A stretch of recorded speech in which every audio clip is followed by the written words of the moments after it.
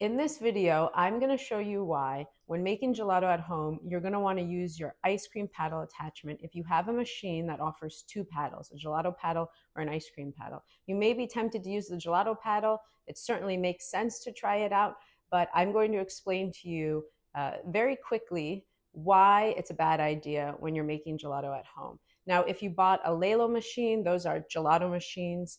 And they only come with one paddle. You can make American ice cream in them, sorbet, granita, not just gelato. But if you buy one of those other machines online, and I own one as well, that comes with two paddle attachments, do not use the gelato paddle. Use the ice cream paddle, and I'm going to show you why. Okay, let's start with some basics. A side-by-side comparison will show you some differences. If you've purchased an ice cream machine that has two paddle attachments and the gelato paddle is smaller than the ice cream paddle, as it is here, this is a big difference because we know the gelato mixture is not being fully mixed while freezing.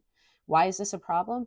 Because home machines typically only have one speed of mixing, and you want your gelato base to freeze consistently and as quickly as possible to reduce ice crystallization.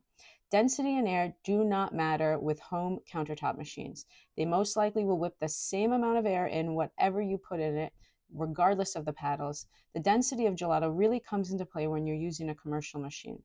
So, when making gelato at home, you need a machine that is going to freeze the gelato as quickly as possible to reduce ice crystallization, and you need solid gelato recipes, and you need consistency while mixing. You can see that a smaller paddle means the gelato is freezing more on the sides of the machine, causing the machine to think the mixture is done sooner than if you had used the ice cream paddle. This contributes to larger ice crystals because you are putting your unfinished product in your home freezer to finish freezing versus using the compressor technology of your home ice cream machine.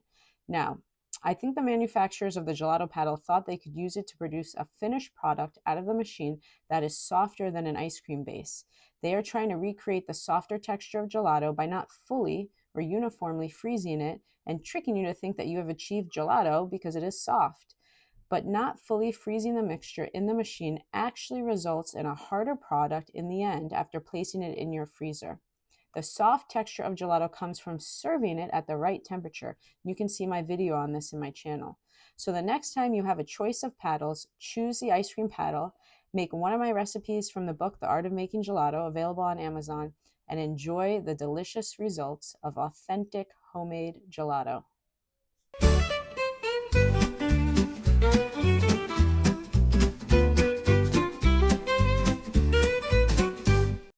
For the love of gelato.